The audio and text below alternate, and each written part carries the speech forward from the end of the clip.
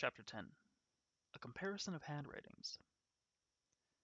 As Mr. Utterson walked slowly home, his thoughts were on the letter he was carrying.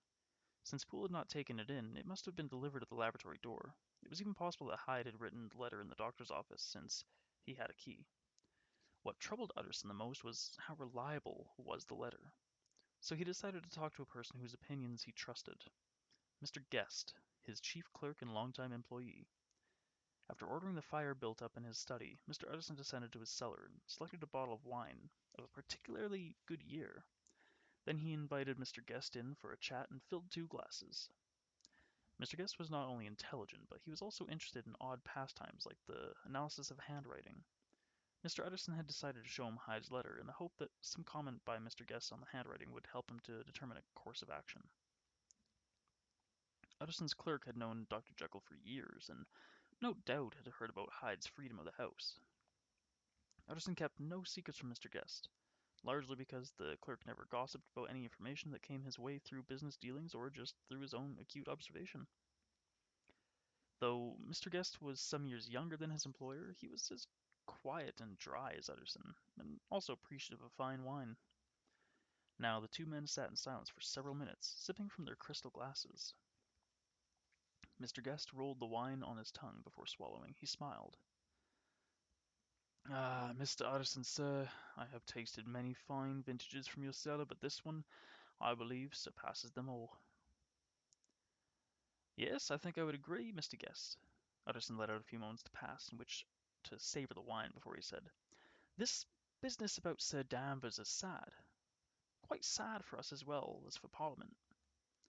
"Yes, sir, the public is quite enraged at the brutality of the crime, especially against a member of Parliament. The murderer must have been a madman."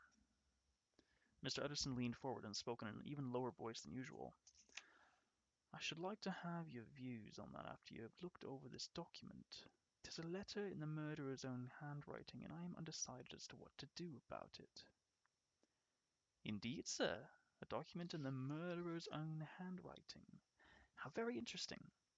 Mr. Guest allowed a note of excitement to creep into his voice, or perhaps it was the glow of his excellent wine, cleverly provided by Utterson in the hopes of gaining his clerk's complete cooperation. Mr. Utterson handed the letter to Mr. Guest.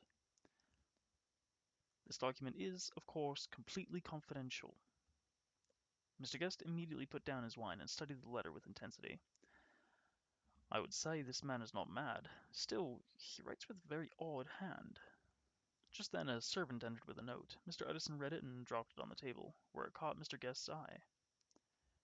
"Is that note from Dr. Jekyll, sir?" he asked. Mr. Utterson nodded.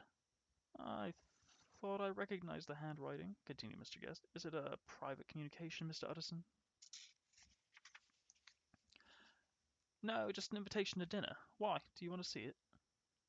"Just for a moment," said Mr. Guest as he picked up the invitation and held it beside the letter. He studied the two, nodding his head several times as he seemed to find points common to both. At last he returned both documents to Utterson. "Thank you, sir. I am finished with them." There was silence. Mr. Utterson realized his clerk was running true to form, keeping any secret to himself. So he slapped his hand on the back of the clerk's chair and said, "Well, Guest, out with it. Why did you compare the 2? What have you found out?"